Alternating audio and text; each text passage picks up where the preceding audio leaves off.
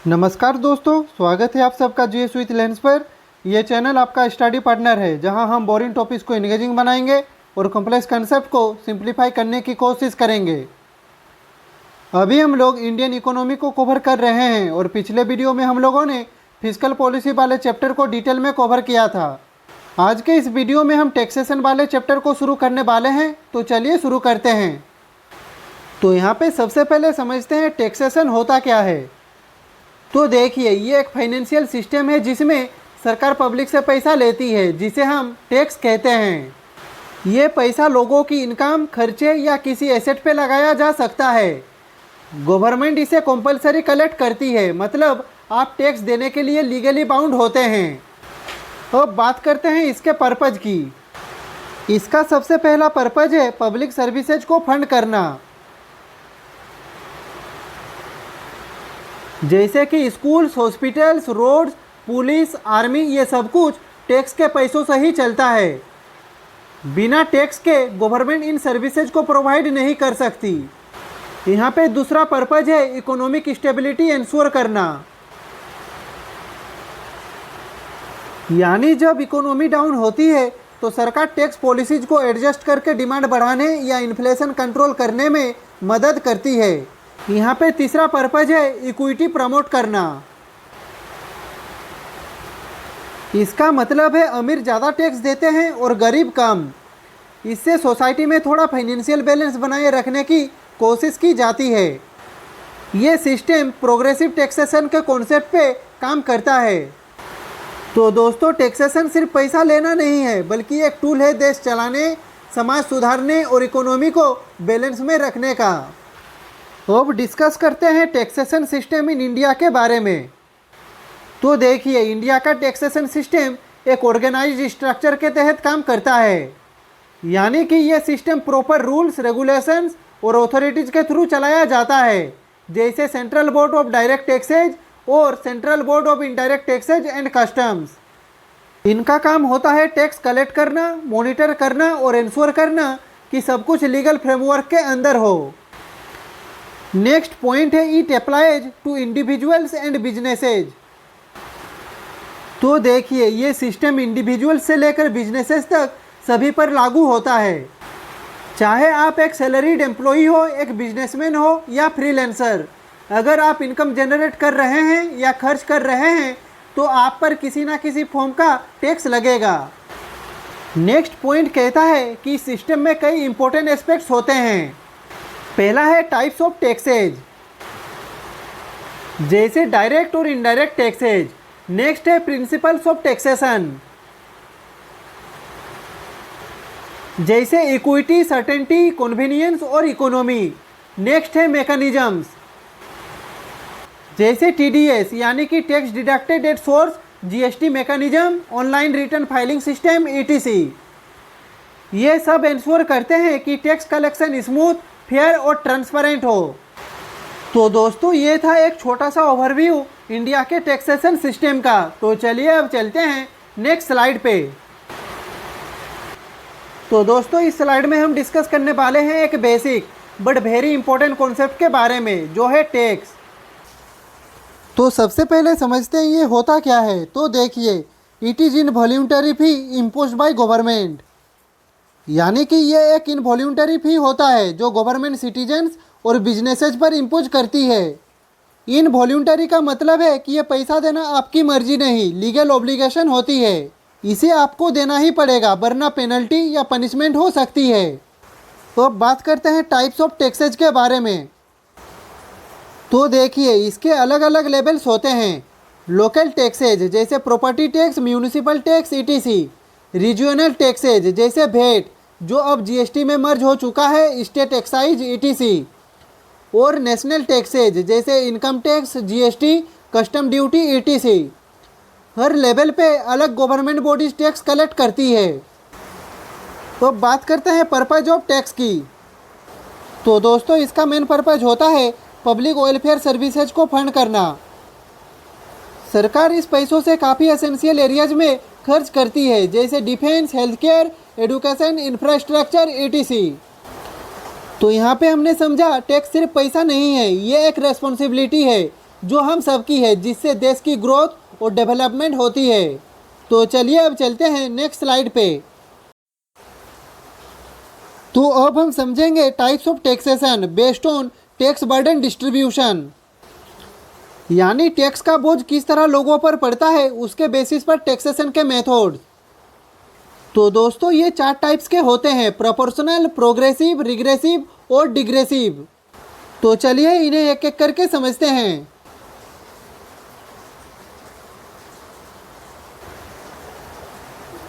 यहाँ पे सबसे पहला है प्रोपोर्शनल टैक्सेशन, जिसे हम फ्लैट टैक्स भी कहते हैं। इस सिस्टम में सभी इनकम ग्रुप्स के लिए टैक्स रेट सेम होता है, चाहे आप 10,000 कमा रहे हैं या फिर 10 लाख। फेयरनेस के हिसाब से देखा जाए तो ये सिस्टम सबको इक्वल ट्रीट करता है, लेकिन जो लोग कम कमाते हैं उनके लिए सेम रेट देना रिलेटिवली ज़्यादा बर्डन बन जाता है। नेक्स्ट पॉइंट कहता है कि प्रोपोर्शनल टैक्सेशन में टैक्स रेट कांस्टेंट रहता है, मतलब सभी लोगों पर एक ही परसेंटेज का टैक्स लगता है, चाहे उनकी इनकम कम हो या फिर ज़्यादा। लेकिन जैसे जैसे इनकम बढ़ती है वैसे वैसे टैक्स का अमाउंट भी बढ़ता है। एग्जाम्पल के लिए मान लीजिए टैक्स रेट 10% है। अब अगर किसी की इनकम 10,000 है तो वो 1,000 टैक्स देगा, जबकि अगर किसी की इनकम 1 लाख है तो वो 10,000 का टैक्स देगा। यहाँ पे दोनों केसेज में टैक्स रेट सेम है, लेकिन टैक्स का अमाउंट इनकम के साथ बढ़ रहा है। इस सिस्टम को फेयर माना जाता है क्योंकि सभी से एक ही प्रोपोर्शन लिया जाता है, लेकिन ये गरीब और अमीर के बीच के इकोनॉमिक डिफरेंसेस को एडजस्ट नहीं करता जैसे प्रोग्रेसिव टैक्स करता है। कुछ ईस्टर्न यूरोपियन कंट्रीज ने इस टैक्स को एडॉप्ट किया है, जहां कॉम्प्लाइंस ईजी होती है और सिस्टम सिंपल रहता है। तो चलिए अब चलते हैं नेक्स्ट टाइप पे।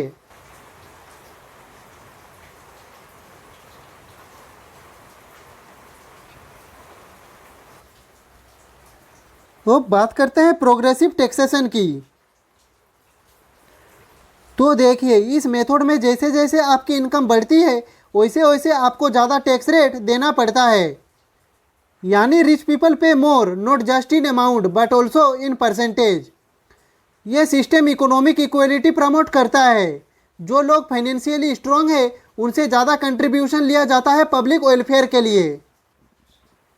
नेक्स्ट पॉइंट कहता है कि इस मेथड में जिनकी इनकम कम है उनसे कम परसेंटेज का टैक्स लिया जाता है और जिनकी इनकम ज़्यादा है उनसे ज़्यादा परसेंटेज का टैक्स लिया जाता है। तो चलिए अब इसे एक एग्जांपल से समझते हैं। तो अगर 10,000 इनकम पे 10% टैक्स है तो उसे 1,000 टैक्स देना पड़ेगा, लेकिन अगर 1 लाख इनकम पे 20% टैक्स है तो उसे 20,000 का टैक्स देना पड़ेगा। ये सिस्टम गरीब और अमीर के बीच इकोनॉमिक गैप को कम करने की कोशिश करता है, इसलिए इसे ज़्यादा फेयर माना जाता है। तो चलिए अब चलते हैं नेक्स्ट टाइप पे।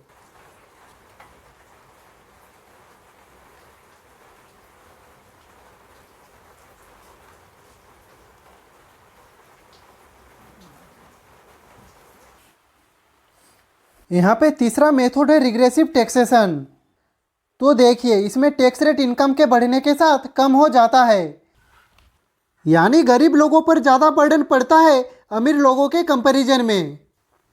यह सिस्टम इनडायरेक्ट टैक्सेज के थ्रू अप्लाई होता है, जहां सब लोग एक ही चीज़ पे सेम टैक्स रेट देते हैं, चाहे वो अमीर हो या फिर गरीब।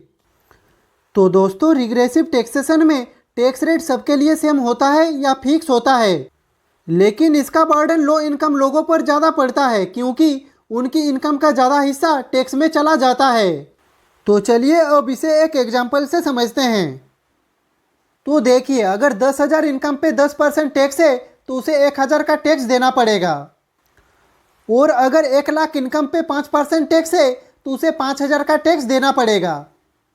यहाँ देखिए पहले केस में 10% का टैक्स दिया जा रहा है, लेकिन जिनके पास ज़्यादा पैसा है उनका रेट है सिर्फ 5%, यानी कि जो कम कमा रहे हैं उसके लिए ये टैक्स ज़्यादा हैवी पड़ता है। जीएसटी जैसे इनडायरेक्ट टैक्सेज कुछ केसेज में रिग्रेसिव हो जाते हैं, जब एसेंशियल गुड्स पर भी सेम रेट लगता है गरीब और अमीर दोनों के लिए। तो चलिए दोस्तों अब चलते हैं नेक्स्ट टाइप पे।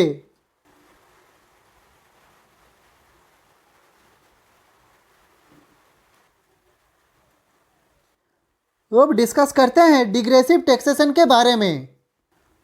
तो देखिए, ये एक कॉम्बिनेशन है प्रोग्रेसिव और प्रोपोर्शनल टैक्सेशन का। इसमें इनिशियली जब इनकम बढ़ती है तो टैक्स रेट भी बढ़ता है, लेकिन एक पॉइंट के बाद या तो रेट कांस्टेंट हो जाता है या फिर स्लो हो जाता है। ये सिस्टम उन कंट्रीज में यूजफुल होता है जहां सरकार अमीर लोगों से ज़्यादा टैक्स लेना चाहती है, लेकिन उन्हें डिस्करेज भी नहीं करना चाहती हाई रेट से। तो दोस्तों, ये थे 4 मेजर टैक्सेशन मेथड्स। हर सिस्टम का अपना पर्पज होता है, इक्विटी, सिंप्लिसिटी या एफिशिएंसी। तो चलिए अब चलते हैं नेक्स्ट स्लाइड पे। तो इस स्लाइड में हम बात करेंगे टैक्सेशन के 2 इंपॉर्टेंट टाइप्स जो क्लासिफाई किए जाते हैं based on how the tax is calculated, यानी टैक्स किस बेसिस पर लगता है, आइटम की वैल्यू के हिसाब से या क्वांटिटी के हिसाब से। तो चलिए शुरू करते हैं। तो यहाँ पे सबसे पहला है एड वैलोरम टैक्स। तो देखिए, it means according to value and it is based on percentage of items value.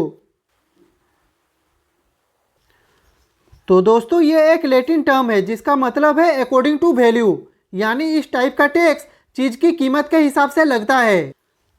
जितनी ज़्यादा आइटम की वैल्यू होगी उतना ज़्यादा टैक्स पे करना पड़ेगा। यहाँ पे टैक्स का परसेंटेज फिक्स होता है, लेकिन अमाउंट आइटम के प्राइस के ऊपर डिपेंड करता है। तो चलिए इसका एक एग्जांपल लेते हैं। तो अगर किसी कार की कीमत 10 लाख है और एड वैलोरम टैक्स रेट 10% है तो टैक्स होगा 1 लाख। और अगर कार 20 लाख की है तो टैक्स होगा 2 लाख, यानी सेम परसेंटेज लेकिन हाई वैल्यू आइटम्स पे ज़्यादा टैक्स। यहाँ पे दूसरा टाइप है स्पेसिफिक टैक्स। तो देखिए, it is a fix tax per unit of good and it is independent of value. तो दोस्तों, इसमें टैक्स आइटम की क्वांटिटी या यूनिट के हिसाब से लगता है, ना कि उसकी वैल्यू के बेसिस पर। ये एक फिक्स्ड अमाउंट पर यूनिट होता है जो हर आइटम पे बराबर लगता है, चाहे आइटम महंगा हो या सस्ता। ये सिस्टम सिंपल होता है जिसमें गवर्नमेंट को बस यूनिट काउंट करना होता है, वैल्यूएशन का झंझट नहीं होता। तो चलिए इसे भी एक एग्जांपल से समझते हैं। तो मान लीजिए गवर्नमेंट ने डिसाइड किया कि हर कार पर 10 लाख का टैक्स लगेगा, चाहे वो कार 10 लाख की हो या 30 लाख की। यानी कि यहाँ पे 10 लाख और 30 लाख दोनों कार पर सेम टैक्स लगता है। तो दोस्तों, ये थे 2 important calculation based taxation types. दोनों का यूज अलग अलग सिचुएशंस में होता है डिपेंडिंग ऑन पॉलिसी गोल्स। तो चलिए अब चलते हैं नेक्स्ट स्लाइड पे। तो इस स्लाइड में हम बात करेंगे types of taxes based on mode of collection, यानी सरकार कैसे अलग अलग तरीकों से हमसे टैक्स कलेक्ट करती है। तो देखिए, इस बेसिस पर टैक्सेज को 2 कैटेगरीज में बांटे जाते हैं, डायरेक्ट टैक्स और इनडायरेक्ट टैक्स। इन दोनों के बीच का मेजर डिफरेंस होता है टैक्स बर्डन और कलेक्शन प्रोसेस। तो चलिए इन्हें डिटेल में समझते हैं। यहाँ पे सबसे पहले बात करते हैं डायरेक्ट टैक्स की। तो देखिए, it is paid directly to the government by the tax payer and here no intermediary is involved. यानी कि ये वो टैक्स होता है जो टैक्स पेयर डायरेक्टली गवर्नमेंट को पे करता है बिना किसी बीच वाले के। इसमें टैक्स बर्डन भी और पेमेंट रेस्पॉन्सिबिलिटी टैक्स पेयर की होती है, यानी जो व्यक्ति टैक्स भर रहा है वही इसका एक्चुअल बोझ भी उठाता है। तो चलिए अब इसका कुछ एग्जांपल्स देखते हैं। यहाँ पे पहला है इनकम टैक्स। तो देखिए, अगर आप सैलरी अर्न करते हैं तो आपकी इनकम पर इनकम टैक्स लगता है जो आप या आपका एम्प्लॉयर डायरेक्टली गवर्नमेंट को डिपॉजिट करता है। यहाँ पे नेक्स्ट है प्रॉपर्टी टैक्स। तो अगर आपके पास एक घर है तो आप property tax directly local municipal body को पे करते हैं। नेक्स्ट है कॉरपोरेट टैक्स। तो दोस्तों, कंपनीज के प्रॉफिट्स पर कॉरपोरेट टैक्स लगता है जो कंपनी डायरेक्टली सेंट्रल गवर्नमेंट को पे करती है। यहाँ पे दोस्तों एक बात याद रखें, direct tax usually progressive nature का होता है, यानी कि इसमें इनकम बढ़ने पर टैक्स रेट भी बढ़ता है। इसका एम होता है वेल्थ डिस्ट्रीब्यूशन और इकोनॉमिक इक्वलिटी को प्रमोट करना। तो अब बात करते हैं इनडायरेक्ट टैक्स की। तो देखिए, इस सिस्टम में टैक्स कंज्यूमर से तो कलेक्ट होता है, लेकिन गवर्नमेंट तक इंटरमीडियरी के थ्रू पहुंचता है, जैसे shopkeeper, seller, service provider, manufacturer, etc। यानी कंज्यूमर ने टैक्स पे किया प्रोडक्ट या सर्विस खरीदते वक्त, पर सरकार तक पैसा इनडायरेक्टली गया। नेक्स्ट पॉइंट है, in this type final burden is on the end consumer. तो देखिए, ये वो टैक्स होता है जो गुड्स या सर्विसेज के प्राइस में इंक्लूड होता है। इसे कंज्यूमर डायरेक्टली गवर्नमेंट को नहीं देता, बल्कि सेलर या कंपनी टैक्स कलेक्ट करके गवर्नमेंट को देती है। लेकिन ये टैक्स का असली बोझ आखिर में कंज्यूमर के ऊपर ही पड़ता है। ये इसलिए क्योंकि वो जो प्रोडक्ट या सर्विस खरीदते हैं तो टैक्स के साथ ही पेमेंट करते हैं। जैसे मान लीजिए एक शैम्पू की बोतल का प्राइस 100 है और उस पर 10% GST लगता है। यहाँ पे टोटल प्राइस होगा 100 + 10 and it is equals to 110। यहाँ पे सेलर 10 रुपया गवर्नमेंट को देगा, लेकिन वो 10 रुपया उसने कंज्यूमर से ही कलेक्ट किया। तो यहाँ पे कंज्यूमर ने ही टैक्स पे किया, इसलिए फाइनल बर्डन उस पर ही आया। इसके कुछ एग्जाम्पल्स है GST, एक्साइज ड्यूटी और कस्टम्स ड्यूटी। तो दोस्तों, यहाँ पे हमने समझा इनडायरेक्ट टैक्स का बर्डन कंज्यूमर पे होता है, लेकिन उसने गवर्नमेंट को डायरेक्टली नहीं दिया, इसलिए इसे इनडायरेक्ट टैक्स कहा जाता है। ये मोस्टली रिग्रेसिव नेचर का होता है, जिसमें सभी इनकम ग्रुप्स पे एक ही रेट लगता है, चाहे अमीर हो या गरीब।